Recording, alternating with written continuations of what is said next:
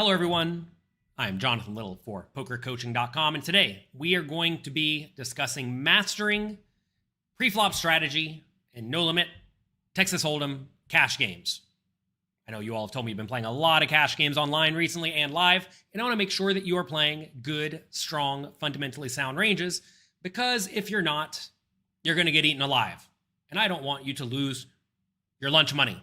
Josh says you learned so much from the channel. Glad to hear it. First comment, welcome. Good morning. Good morning. If you're here, click the like button, click the subscribe button, click the notification bell, click all of that. In cash games, especially since the advent of the, call them, non-pro heavy, high-stakes stream games where people are making gigantic bluffs and gigantic calls and crazy plays, a lot of people, especially a lot of YouTube people who watch poker on YouTube, who see the highlight reels only, think that is what poker is all about. And while there certainly is room for fancy bluffs, hero calls, etc., that is not where the money is actually made, especially in small stakes games where your opponents will be making consistent errors. And quite often you won't even know what errors they're making. But if you simply play a great pre-flop strategy focused on strong hands, position, and post-flop playability, you are going to have a large edge in pretty much any small stakes cash game you play. And if you focus on these fundamentals, you're going to absolutely demolish the weak players who are splashing around trying to hit a flop, who run insane bluffs, and all of that. I know it may not be overly exciting to focus on pre-flop strategy, but you got to realize you are dealt in every single time, every single hand. You are dealt a hand before the flop. And if you mess that up consistently, even if your error doesn't cost all that much on an individual hand, it will add up to a ton in the long run. By increasing your aggression before the flop, by no longer just limping, by no longer just calling raises, you're also going to become tougher to play against. And if you happen to make a big hand, you're going to be more likely to get paid off. What a lot of people do wrong in small stakes games is someone will raise and they'll call with almost their entire range, unless they have exactly aces, kings, queens, jacks, or ace-king. The problem with that is that when you re-raise, your opponents know you have a very good hand, which means you're not going to get paid off, which means you're not going to win as much money as possible from your big hands. Also, when someone raises and you re-raise, if you have more than only the best hands, if you have bluffs, that's going to allow you to make money from those hands that may not be quite good enough to play. You need to make sure you increase your levels of aggression with a good, strong, fundamentally sound range of hands. And we are going to dive in and discuss what good, strong, fundamentally sound pre-flop strategy looks like in cash games today. For some of you, this may be a refresher, but for some of you, it may be new. And if you do not understand these strategies and implement them on a regular basis, you are going to have a difficult time winning even in the small stakes games. So today, you're going to learn which hands to raise from each position when the action folds to you. Also, we're going to discuss how you can 3-bet more often, just generally develop an aggressive image that will result in you getting paid off more with your big hands while also allowing you to get some bluffs through.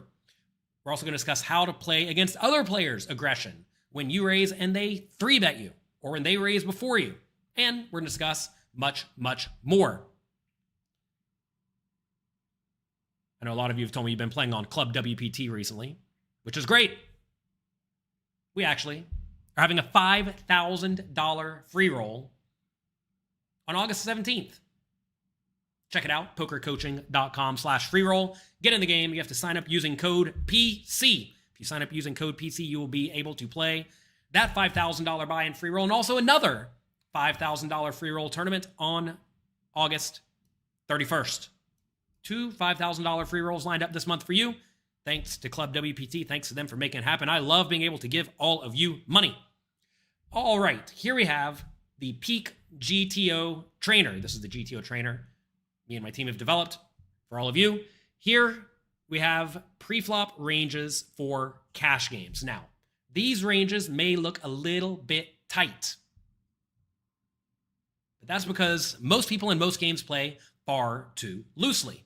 That said, if you do look at any GTO solver, you want to always consider, will my opponents play like the GTO opponent will play. And if the answer is no, you should adjust your strategy. For example, here we are under the gun, right? These charts presume there is no rake. We actually have 6-handed charts that presume there is rake.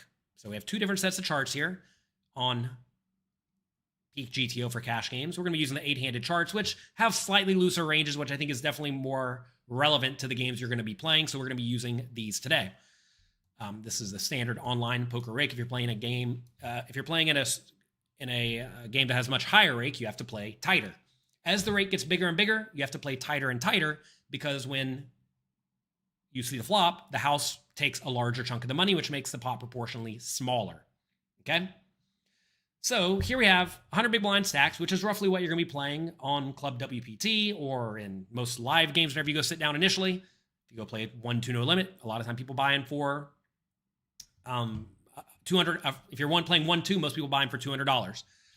We do have 200 big blind charts here as well. If you're playing deeper stacked, if you're playing shallower stacked, it's probably fine to look at our tournament charts. We got to be a little bit tighter because those have no rake coming out of the pot and an ante in the pot, which makes the pot bigger. When the pot's bigger, you get to play looser.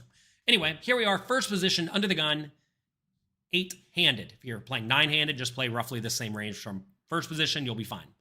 Take a look at what is raising, but more importantly, what is not raising. Notice from the early position, the small pairs are simply folding. They are not limping in. Notice we have no limps. Our only options are raise or fold. Assuming you're trying to play good, strong, fundamentally sound poker, you do not want to have a limping range, because when you limp, you let the player in the big blind see the flop for free, which means they get to realize their equity. At the end of the day, poker is a game about trying to over-realize your equity and make your opponents under-realize their equity. And you are going to typically over-realize your equity when you are in position, which is why when you're in early position, you have to play very, very tightly. Okay? So, as you see, small pairs are not being played. Notice suited connected hands aren't really loving it. 9-8 suited, 8-7 suited, 7-6 suited. These are very marginal as well. Also notice offsuit hands hate it. A lot of people play any connector. They think any 2 cards that are connected are good, like 7-6 offsuit. But that hand is very, very bad. You should never raise it from first position, or even the button, as we will later see. Notice here, we're folding out Ace-10 offsuit, King-Jack offsuit, and Queen-Jack offsuit from early position at a cash game. I think that is a good strategy in basically all games. If you wanted to raise the King-Queen offsuit and the Ace-Jack offsuit, that is perfectly fine. Notice the King-Queen offsuit is using a mixed strategy, sometimes raising, sometimes folding. I would just raise it every time. Now, look, like I said, this range is going to be a little bit too tight for most live games, because most people in your live games are going to play poorly. They're going to call too wide, which means you can extract more value than with a hand like Ace-Jack than you normally would be able to. And also, they're not going to re-raise often enough. If your opponents will not re-raise often enough, it means you're just going to be able to see the flop more often with your marginal hands that you decided to open raise. So, what I would raise in this position is any suited ace, any pair. I would go all the way down to the pocket twos, because again, people don't re-raise often enough. I would raise King-9 suited every time. Queen-9 suited, Jack-9 suited, 10-9 suited, 9-8 suited, 8-7 suited, 7-6 suited, 6-5 suited, and 5-4 suited. So these hands in this region, I think that is very, very reasonable. And I'd raise King-Queen and Ace-Jack offsuit. Maybe Ace-10, maybe King-Jack, maybe Queen-Jack if I think the opponents are especially cautious, or just they're going to fold too often and play too weak. But that's it. That's all you can get away with raising from early position. If you've already signed up for Club WPT Gold, can you still play? No, you have to sign up using code PC. Check it out at pokercoaching.com/freeroll. Full details are there. I'll be playing it and I'll be streaming it. I'll be streaming it live. Hopefully you'll be at my table and we can battle. All right, so say you fold under the gun. What should you raise in the next position? Notice under the gun, you are raising about 12% of hands. Under the gun +1, you're raising 13% of hands. Not much more. Notice not a whole lot changes. This is very near the same range, except for Ace-Jack offsuit and King-Queen offsuit get added in. Okay? If you're in the low jack seat, this would be first to act if there are 6 people at the table. Kind of like online, right? If you're playing 6-handed games, notice what's raising now. All suited aces. Some Ace-10 and King-Jack offsuit. Ace-Jack and King-Queen offsuit every time. A few more pocket pairs. A few more suited connectors, although again, notice 9-8 suited, 8-7 suited, and 7-6 suited do not love it. And then we have some King X suited. King X suited is a hand that I think a lot of people naturally did not raise with from early positions or maybe even at all in the past. Everybody knows a suited ace is good because you can make the nut flush, but it turns out second nut flush is pretty good too. And so these hands can raise as well. In this position, a low jack seat, I usually raise queen 9 suited, jack 9 suited, 9 8 suited, 8 7 suited, 7 6 suited, 6 5 suited, 5 4 suited, and all the pairs. And then ace 10 offsuit and king jack offsuit and queen jack offsuit. Again, that is about as wide as you can get away with raising. Don't think you should be mixing up and playing the jack 4 offsuit for fun because other people can get away with that. Just because other people play overly loose and wild does not mean you should. Your opponents are making mistakes when they play too wide. Can we talk about the decision to raise to 3 big blinds? Look, in reality, it doesn't matter a ton whether you raise to 2, 3, 4. You probably don't want to go a whole lot bigger than that. Typically, you'll see bigger sizes are used in live poker because people in live poker just don't know what they're doing. A lot of players in live poker think, I want to raise to make my opponents fold out all their trash because they don't want to get outdrawn, without realizing that when they fold out all their trash, well, you're not getting any value. You want them to give you action with trash some chunk of the time, right? You certainly can raise smaller. You can raise a little bit bigger. You always want to consider what your opponents do wrong in reality, right? Like say you would raise to 2 big blinds, but your opponents would defend as if you raise to 4 big blinds, so they're going to be way too tight. Well, then raise smaller and just lose less money whenever they happen to give you action and you don't have a good hand, right? Or say they'll fold almost every time to a 4 big blind raise, but play perfectly against a 3 big blind raise. Well, then 4 becomes way better, right? So don't think that you have to have some default GTO pre-flop raise size that you never ever deviate from. You should always take advantage of the mistakes your opponents will make. That said, a lot of people think they know their opponent's strategies way more than they actually do. Just because you've seen someone do something a time or two doesn't mean they're going to do it always. And it doesn't mean everyone is going to do it always. Okay? A lot of people in small stakes games say, oh, I'm going to raise to 8 big blinds because that's what everybody else does and because my opponents will still call with some trash. I mean, like, yeah, they might, but I can promise you pretty much everyone's going to fold to 8 big blind raises way more than they fold to 3 big blind raises. That's just how it works. Okay? So from the low jack seat, this is what we're raising. Notice now we're up to 15.6% of hands. From the hijack seat, we're a little bit wider. Again, mixing in a similar selection of hands, more king X suiteds, more suited connecteds, a few more big cards like queen jack offsuit and king 10 offsuit. Okay? From the cutoff, this is where we start to get much wider. Notice now we play any 2 cards 10 or higher. Jack 10 offsuit, queen 10 offsuit, ace 9 offsuit, a few more ace X offsuit with ace 8 and ace 5.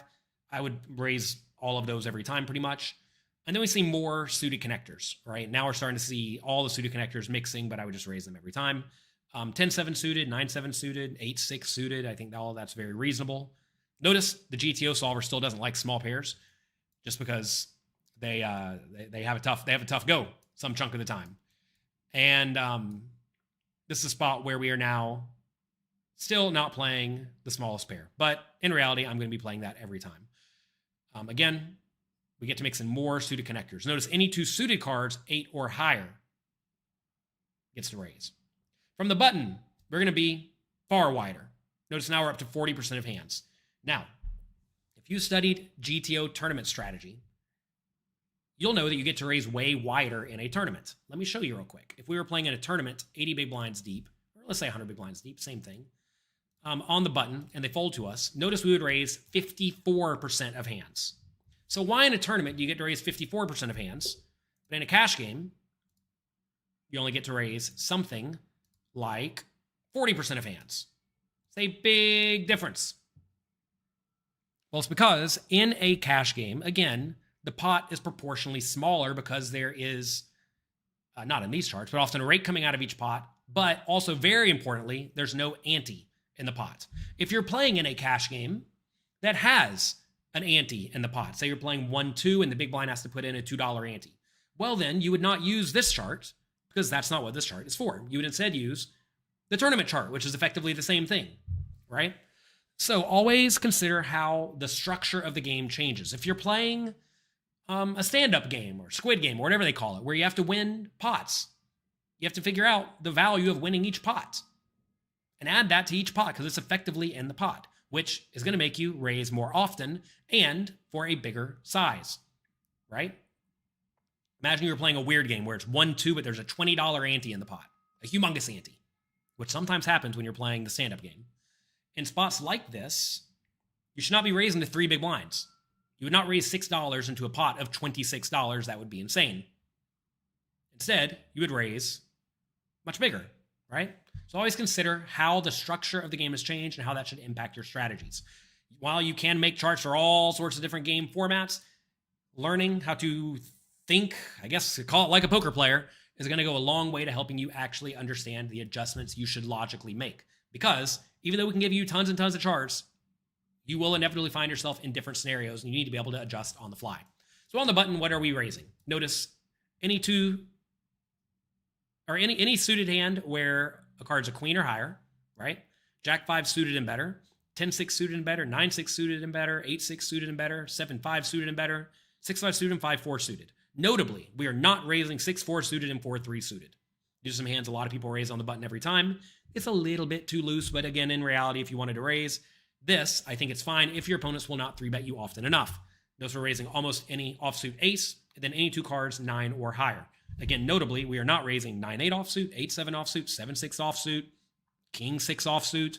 These hands are not good enough to raise. So, if for your entire poker career you've been raising the 9-7 offsuit on the button when they fold to you, you've been playing to a little bit too loosely, most likely. Now, when should you raise the 9-7? You should raise the 9-7 if the players in the blinds are too tight and they will not re-raise enough. So, let's take a look at this. Say you do raise. Here is how the players in the blinds should play. The small blind should re-raise the hands in red, and they should call. The hands in green, they should fold the hands in blue. In my experience, most people call a little bit too wide in the small blind. And if you consider the hands they will add to the calling range on top of these hands, it's going to be stuff like King 10, Ace 9, Queen 10, Jack 10, 10 9, Ace 8, 9 8 suited, 8 7 suited, King X suited, all pairs, Ace 2 suited, right? So,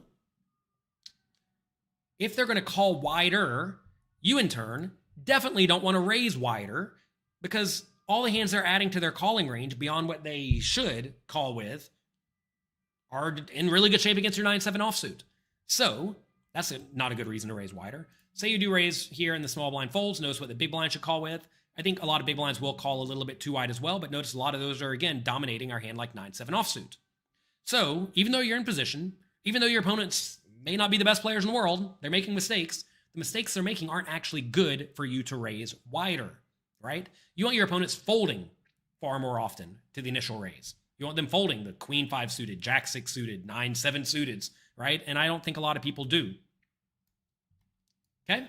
So, on the button, this is about as wide as you can get away with raising, about 40% of hands. Although, again, if the players in the blinds are too tight, you can then, of course, raise wider. All right. Now, let's consider what we're going to do against a raise. Say the under the gun player raises at your 8-handed table. What should you do? When's our next promotion coming out for poker coaching? Well, be patient. It's coming up very soon. Should I go ahead and tease it a little bit? Let's talk about the summer sale real quick. We're having a big sale right now, since you asked for it. 63% off pokercoaching.com premium and peak GTO. The sale will end in just a few days. Make sure you check it out right now, pokercoaching.com/summer. We've been using peak GTO so far, and we will continue using it throughout this webinar, where we discuss not just what to do, but why to do it, right? It's very, very easy to look at a chart and say, this is what the chart does. But instead, you need to learn why the chart recommends what it does. And that is exactly what we teach you at Peak GTO. We have tons of drills of the day from top pros. You get a score, an ELO rating that will improve if you do well and make good decisions against the trainer. And it'll go down if you don't. It'll let you know what you're doing wrong, so you can continuously improve your skills. At Poker Coaching Premium, we have tons of content. You've heard me talk about it before. We have all sorts of quizzes, live webinars, gigantic courses. We will teach you to think like a pro. Check it out at pokercoaching.com/summer. Here's what we're offering. You can get Peak GTO for a year for $600. You can get Poker Coaching Premium for a year for $699, or you can get all of it for $999 for an entire year. Check it out at pokercoaching.com/summer. All right. Facing a raise. Notice, under the gun +1, second to act. This is what you should do. Look at how incredibly tight this is. Why should you play so tight? Well, you should play so tight because if somebody yet to act re-raises, now the initial raiser is going to be 4-betting sometimes, and that's going to force you to fold a lot, which is not good. Say you do call here. Notice that the players yet to act should re-raise a lot of their range if they do decide to re-raise. These re-raise ranges may look a little funky. We're going to discuss that in a little bit, though. And if they do re-raise, let's say the small blind re-raises and the button folds and under the gun calls, I mean, you really don't get to call much of anything, right? So imagine you were in this scenario with like Jack 8 suited and not Jack 9 suited and Queen 9 suited and all Ace X suited and Queen 10 suited and Ace Jack off suited and all this stuff. All of these would hate it. If under the gun raises, you call, small blind 3-bets, under the gun calls. And if under the gun 4-bets, well, now you fold almost everything. That may sound insane, but you got to realize under the gun should be really, really tight, right? Under the gun should be really, really tight. When you call, you got to have something. When the small blind re-raises, they really got to have something. Look what they have. Aces, kings, queens, ace, king. Some king, queen suited, right? Then when under the gun re-raises, look what they're re-raising. Aces, kings, and ace, king. So you're against two really good ranges. Under the gun should have the nuts. Small blind should have the nuts. You are doomed. Consider, though, what a lot of people do in the real world. They call all the ace X suited, small blind re-raises, under the gun calls. Then they think, okay, I'm getting pretty good odds. I got a suited ace. Let's see the flop. Without realizing they are against a range of aces, kings, queens, ace, king, which totally dominates you, plus some king, queen suited. And then aces and kings and ace, king, which completely has you smashed. Right? So you have to be very careful calling against the under the gun raiser. Now, again, in your games, if your opponents will not re-raise often enough, but notice they really shouldn't be re-raising all that often, right? They should really just be re-raising the best hands across the board, plus a few bluffs. If anything, most people don't re-raise the bluffs, which doesn't really help you, right? They're just very value heavy. Notice all the players you attack should be very aces, kings, ace, king, then ace X suited and king X suited blocker heavy. These are spots where you just don't get to play very wide from early position. Okay, so say you fold, low jack should be equally tight. Cutoff should also, or hijack should also be kind of tight. From the cutoff, you start to get slightly wider, but notice again, you're not playing the offsuit hands. Against a strong under the gun raising range, this, even with position, you don't get to splash around all that much. Because you still have to worry about the players you have to act, plus the under the gun player should just have a good range, right? So you have to be a little bit tight in these situations. Take a look at the hands that are re-raising. Aces, kings, and ace, king. Notice not queens, jacks, 10s, 9s, 8s, 7s. I mean, they are re-raising some, but not all that often. If you wanted to be implementable in this scenario, just 3-bet aces, kings, queens, call jacks and lower every time. I think that's reasonable. And then they're 3-betting some blocker bluffs that make it harder for the opponent to have aces, kings, or ace, king. So that's why you see ace X suited re-raise bluffing sometimes, and the weakest king X suited you can play re-raising sometimes, king jack suited and king 10 suited. You find it interesting that ace king offsuit does not re-raise against an early position raiser. Yeah. Well, you got to realize calling helps protect the rest of your calling range, which is why you don't even 3-bet kings every time, right? And yeah, ace king is just not a hand you want to re-raise and play for all the money. You notice if we do re-raise here and it gets back to under the gun and under the gun 4-bets, notice again, ace king's not loving it. You should even call it sometimes, right? Because you got to realize when you shove, look what they're calling you with. Aces, kings, queens, jacks, 10s, ace, king. Not even ace, king offsuit, funny enough. So yeah, that's that. Interesting stuff, right? You got to be very, very tight against the under the gun raiser. Against under the gun raiser or someone raising with the under the gun range. So say you know you're playing against the cutoff, and the cutoff is, as they call them, old man coffee, just sitting there, sipping his coffee, watching the television, and playing only the nuts. If the player in the cutoff plays this range, and it folds to you on the button, because the cutoff raised, imagine, under the gun folds, hijack, this, all these players fold around to the cutoff, but the cutoff raises this range, you should respond in this manner. Really, really tight again, right? You have to respond really, really tightly if someone's initial range is also very, very tight, okay? And again, take a look at where your re-raises come from against a tight range. Aces, kings, ace, king, Ace-X suited blockers and King-X suited blockers. I realize there are some smattering of suited connected hands down here. I think that's fine and reasonable. If you want to put in 6-5 suited and 10-9 suited, I think that's fine, right? I have no problem with that. How do you adjust against players who don't care about position and have the same opening range everywhere? Well, that's literally what I am telling you.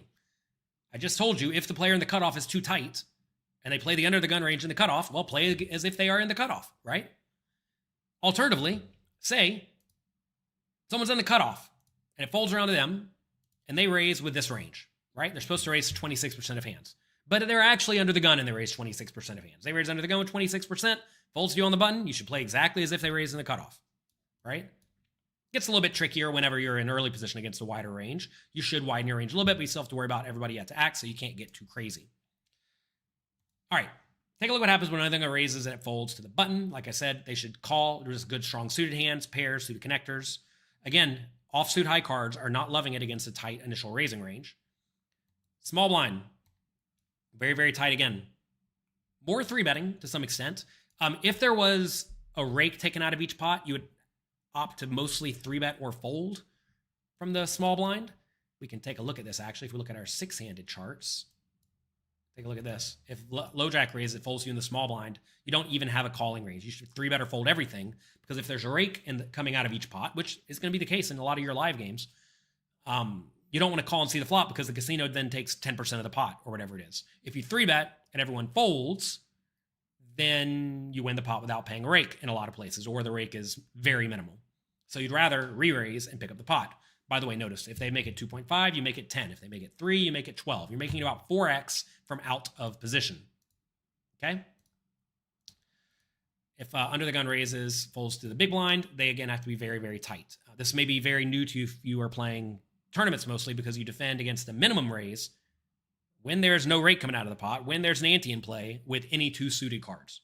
You see, that is very far from what we're looking at here against the under the gun raising range in the spot, right? When under the gun raises it up and it folds to you, because their range is so tight, you have to defend very tightly. And again, these offsuit hands are not good. And if you consider what your opponents in your games do wrong, they play way too wide with the offsuit stuff and the suited stuff, but especially the offsuit stuff. Notice, you're not even supposed to play ace-jack offsuit against the under-the-gun tight raising range. Notice from the small blind, just pointed out, ace-queen offsuit folds. Yeah, it's tight. Again, like I said, not the most exciting variant of poker, or the exciting form of poker, playing against tight ranges, but that's what you got to do when your opponent is tight. Now, again, always consider what your opponents do wrong. Say you do 3-bet small blind, big blind folds. Will your opponent play like this? I think most people in this spot call more often, but not with hands you really want them to call with. They call the ace-queen. They call the pairs, which is like not great for you because those realize their equity well. They may call a few more suited aces, suited broadways, but this is going to make you not be able to do too much insane, right? You just don't get to do anything too insane. I thought about making double board PLO bomb pot content. I have not, but I'm sure there's room for it somewhere. All right. So small blind folds. Here's what the big blind should do. Like I said, big blind should be tight. All right. Let's suppose instead the hijack raises. Remember, under the gun was raising 12% of hands. Hijack's raising about 20% of hands. So when the hijack raises, now, logically, you're going to be able to play much wider, right? So again, if your opponent's playing 20% of hands from any position and they fold you in the cutoff, no matter where they are, this is what you would do. Now, you see we're 3-betting wider for value. Aces, kings, queens, jacks, and tens, some chunk of the time, right? And ace-king basically every time. But again, notice where our bluffs are coming from. Ace-X suiteds, King-X suiteds, and some suited connectors. But also, we start to mix in some offsuit high card bluffs, mainly the ones that are not quite good enough to call. And in this instance, it is the King-Queen offsuit. And the Ace-Queen offsuit is also effectively a bluff. So if you look over here, if your opponent 4-bets you, you are mostly folding it, right? Ace-Jack offsuit, if you 4-bet that is also, or if you 3-bet that is also clearly a bluff, okay? Do not think that if I 3-bet the Ace-Jack and they 4-bet me, I'm supposed to call because Ace-Jack's a pretty good hand. It's not the case. It's not the case. Okay? On the button, you get to play a little bit wider. Not too much wider, though. You don't get to go insane. Notice in the cutoff, you get to play about 13% of hands against the hijack raise. on the button you get to play 15% of hands, right? So it's a similar composition of hands, just slightly larger percentages of 3-bets towards the bottom chunk, right? So a few more ace-x suited, king-x suited connectors, king-queen offsuit, and ace-jack offsuit, plus some ace-10 offsuit, mixing it in. Also, notice again, if the hijack raises, the cutoff folds, most people in your games on the button call far too wide, and they are making mistakes by doing this. A lot of players in the button, 100 big blinds deep, call any ace, any connector, a whole lot of suited hands, right? And that is, again, a mistake. And I know a lot of you are going to think that my opponents are so bad I can get away with whatever I want. But it simply is not true a lot of the time. By playing so wide, you are taking whatever edge you have and throwing it into the garbage. You have to start with good, strong, fundamentally sound ranges, because not only will it result in you making fewer mistakes before the flop, it will also set you up to have much better opportunities post-flop, because your range is just going to be stronger than your opponent's.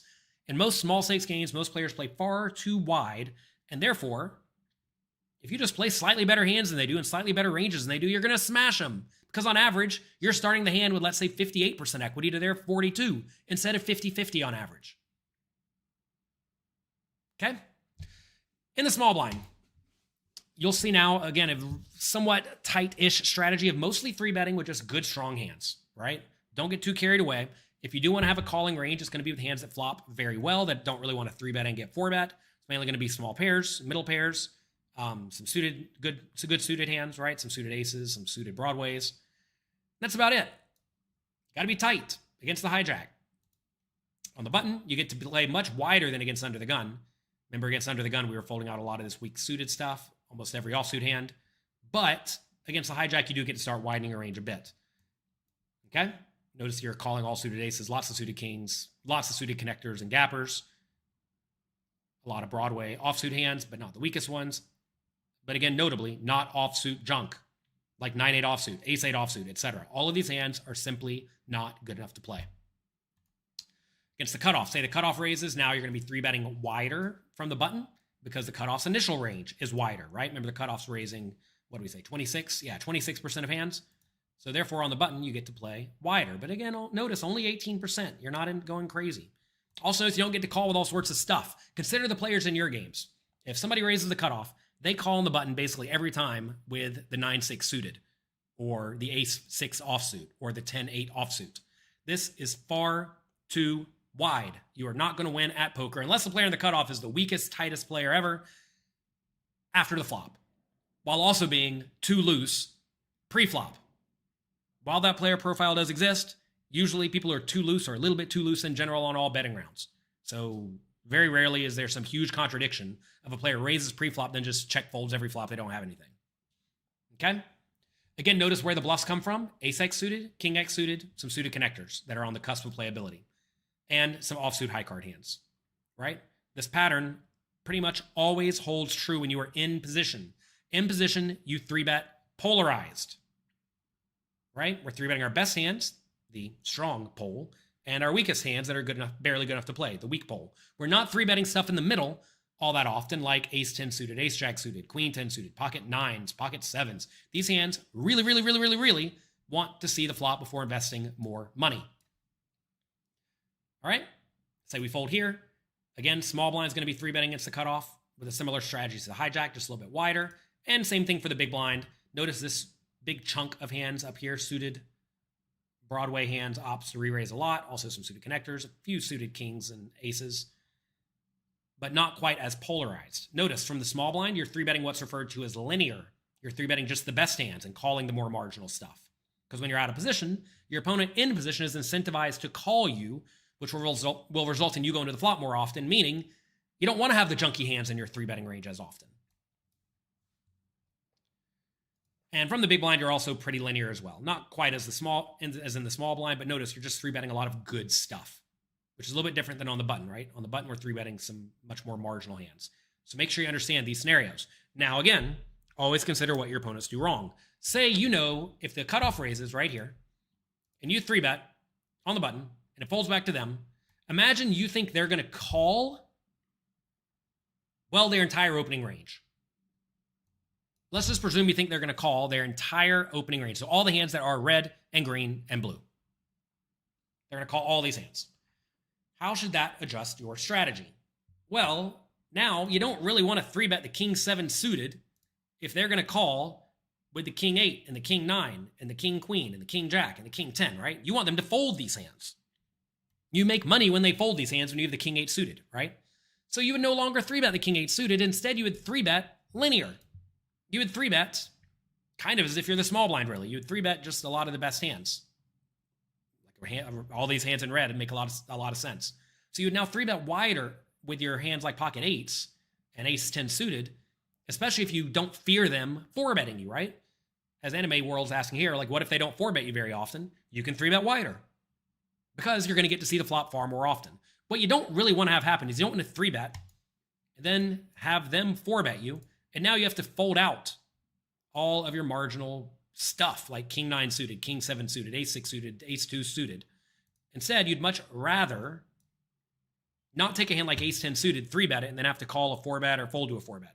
You much rather just call and see the flop, which is why good, strong, fundamentally sound poker in position, and very often when you're kind of jockeying around where your opponent is going to fold out the bottom chunk of their range, like most people do, you're going to be very polarized in most scenarios unless you are in the blinds. Okay? If it folds around to the button and the button raises, small blind, again, mostly 3-bets, but again, wider, right? Still just a good, strong linear range. And the big blind does a similar thing, but they widen their value range a little bit more, right? Sebastian, first time catching me live. Glad to hear it. Thank you very much. Happy that you are here. Make sure you click the like and subscribe button, please. Is the ratio of hands you play versus your opponent close to the inverse of your equity advantage? This is a riddle. I can't do riddles right now. Okay. Look at GTO charts. Sear the GTO charts in your head. You know, fortunately for you, we actually have a trainer on Peak GTO. You can go over here and search cash games, 100 big blinds deep, pre-flop, 8-handed. We can put us in the button only. Let's say we're only going to be on the button. And let's say we want to do raise first in. We make the opponent in the big blind. Let's start the hand. We can go through and we can quiz this over and over and over and over and over to test ourselves. Should we play these hands or should we not? This also goes post-flop, by the way. And if you don't want to be dealt too many trash hands, you can actually go over here to hands and select something like that. So we're not dealt quite as many trash hands. Start the solver. We raise the king 6 suited. It's going to fold around to the big blind. They call. Flop comes queen jack 8. And now we would proceed on to post-flop. I know we haven't talked about post-flop today. But you can go in and test yourself and quiz yourself post-flop as well. For example, what would all of you do here in this spot? Type it in the chat.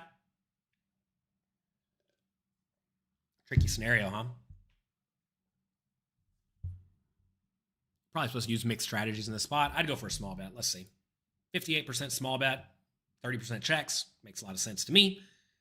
They fold, move on to the next hand. Anyway, you can go through in the trainer and essentially force it to do all sorts of things. Like you can make your pre-flop range be only the pre-flop range you play so that you get to play a hand, you get to go post-flop, etc., etc., etc., etc. You can also train specific boards. So you can type in exact flops. You can have things like rainbow flop, paired flop, wet flop, dry flop, etc., etc., etc. Okay? We have some settings there as well for you too. But you can also just quiz pre-flop.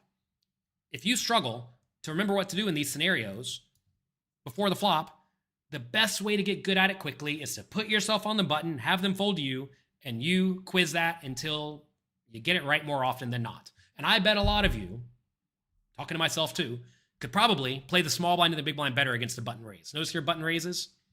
You need to try to hit some of these frequencies sometimes, right? And you need to know queen 10 suited calls. I'm sorry, queen 9 suited calls, queen 10 suited, mostly 3-bets, right?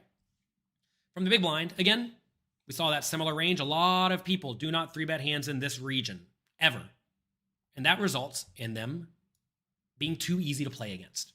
Like we discussed a minute ago in the PowerPoint, when you don't 3-bet nearly often enough, it makes you easy to play against after the flop.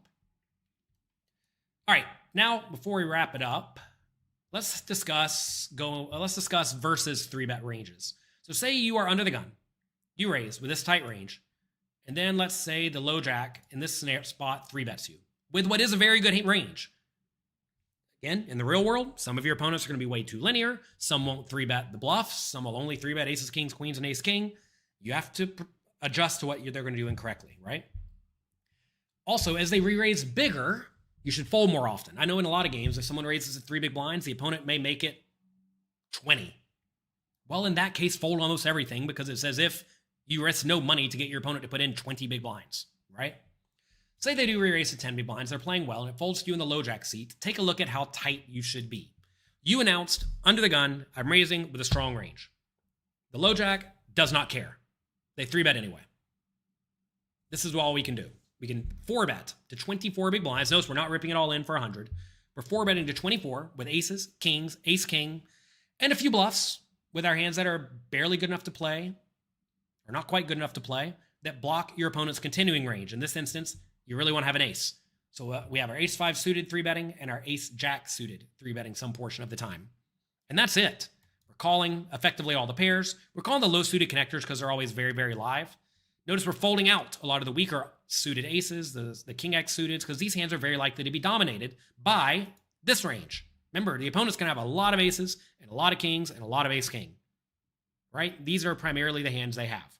So because they have aces, kings, and ace-king most of the time, when it gets back to you, you don't want to play hands that are dominated by aces, kings, and ace-king, which is why we see all these ace-x suiteds not really loving it. Same thing for king-x suited. These are dominated by aces, kings, and ace-king. Even though king-queen suited is normally a great hand, it's not against the particular range your opponent has when they 4-bet you. So let it go. Even getting good odds in position. Actually, we're out of position here. My brain's broken. You're getting okay odds, and you're out of position. You got to fold. You got to be tight in this spot. If we did click it to 24 big blinds, notice now your opponent's going to do more calling because they are in position. But really, they're only calling with hands that have the right odds to continue. But notice they won't have full frequencies of all these hands. It'll be very small frequencies because they're not 3-betting 10-9 suited very often at all. So that chart there's a little deceptive. Okay, what if the hijack raises to 3 big blinds? The button 3-bets them with this polarized range. Folds back to the hijack. This is what they should do. Again, similar strategy. 4-betting, aces, kings, ace-king, and some ace-x suited and king-x suited. Same stuff. Notice they are not always 4-betting. Queens, jacks, 10s, 9s, 8s, ace, queen, offsuit, right? I think a lot of people get it in their heads that they have to automatically get it in with a hand like jacks in all scenarios. Take a look at this spot. Under the gun raises. Under the gun plus 1 3-bets, folds back to under the gun. Notice they're folding jacks sometimes and folding 10s sometimes. Now, I would not fold them, but I would certainly not 4-bet them. I would call. Notice queens, just calls. When ranges are tight, you have to respond very tightly, right? And in most live cash games, if anything, your opponents are all going to 3-bet you too tightly with not enough bluffs. So if they're not 3-betting you with enough bluffs, hands like queens and jacks become worse because you're just way more likely proportionally to be against aces and kings, which is why you don't 4-bet and get these hands in. But I can guarantee you right now in some cash game, someone just raised pocket queens under the gun. Somebody's about to 3-bet them, and they're just about to rip it all in with their queens, thinking, oh, what can I do? If you got me beat, you got me beat. But as you see, that is nowhere near good poker, which is good for you because you now know this, and, well, you're not going to make the same blunders that your opponents are making. Anyway, those ranges get wider. Like, let's say the cutoff raises. Now the button does get to re-raise the queens because, I'm getting over here reading the chat. Button 3-bets, as they will do with queens. Back to us. Now we get to 4-bet the queens because they're 3-betting jacks, 10s, and all sorts of other stuff, right? Notice again, though, jacks isn't loving it. Notice 9s, 8s, 7s never 4-bets, right? Something else a lot of people do wrong. They raise the cutoff, the button 3-bets. They think, all right, I got a pair. That's good. Pocket 9s. Let's load it in. No. Call and see the flop. Learn how to play well. We are streaming on YouTube, Twitch, Facebook, who knows where else. Got about 700 people watching. It's always fun. Thanks to all of you for being here live. I'm sure many, many more will watch in the future. Maybe. We'll see. If you're watching in the future, let me know. Type something in the comments section to pass Jonathan a little. Click the like button. Click the subscribe button so I know you made it here. Notice again, though, what is folding? King, queen offsuit, ace, jack offsuit, king, jack offsuit, king, 10 offsuit. If you raise cutoff, button 3-bets, the offsuit hands are not good. Again, if your opponent 3-bets too wide, say they 3-bet, I don't know, way too many bluffs, let's just pretend. Well, then now those hands go up in value, right? But if your opponent is playing this good, strong, fundamentally sound strategy, when you're out of position, you have to let go the offsuit stuff. I know it feels bad to fold out hands like ace-10 offsuit and king-jack offsuit, but it is clearly a good play. If the king, queen, and the ace-jack are a fold, ace-9 and king-10 are definitively a fold, right? Do not have ego problems. Don't think, oh, this is a good starting hand. You got to realize, because you started with a reasonable range to begin with, your range is well protected. You still have 4-bet bluffs. You still have 4-bets for value, and your calling range is going to fare very well post-flop. And, by the way, once you understand pre-flop poker and you are playing these spots pretty well in the trainer, you need to make sure you're learning to play post-flop well, too, because post-flop poker gets a little battly. That's where you do get to start making some big calls and big bluffs and whatnot. And by setting yourself up with good, strong pre-flop GTO strategies first, that's going to make the post-flop scenarios way easier for you. Before we wrap it up today, make sure you get in our $5,000 free roll on August 17th and August 31st. You can get in that at pokercoaching.com/free roll. You do have to sign up to Club WBT using code PC. If you don't do that, you will not be able to get in. Please, please, please read pokercoaching.com/free roll to get in the 2 $5,000 free rolls happening in August. Huge thanks to Club WBT for giving me $10,000 to give right to you. Also, we have our summer sale happening at pokercoaching.com and Peak GTO. Check it out at pokercoaching.com/summer. Make sure you go through Peak GTO, study the solvers, study the trainers, and make a point to go through the drills. If you've already checked out the drills, let's check out drill of the day. We go through all sorts of common situations, and a coach like Brock Wilson, Justin Saliba, myself, many others. We got some Matt Affleck down here, got Ram Zobian. They go through a spot and ask you how you would play your range in a specific scenario. And by going through these spots, you're going to eventually master these spots, and that's going to be excellent for you. To further study specific scenarios, we've already loaded up a lot of very common spots. Like, let's say, playing dry boards in a multi-table tournament, right? You can click here. It's going to take you right to a 40 big blind situation and puts you right in the mix. And it's going to drill you on this situation so that you learn how to play these spots well. Again, you're going to have an ELO rating. As number goes up, you're probably playing better. As number goes down, you're probably playing worse. Also, we have a ton of content at Poker Coaching Premium. We actually have a new tournament masterclass, fully updated with Peak integrated, coming out by the end of the year. I'm very excited about that. We have live webinars, quizzes, classes, everything you need to succeed at No Limit Hold'em Poker. So that's it. That's all we have for you today.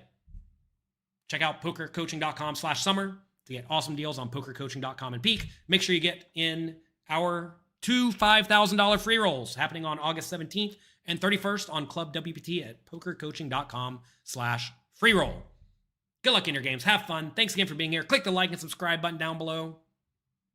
I'll talk to all of you next time.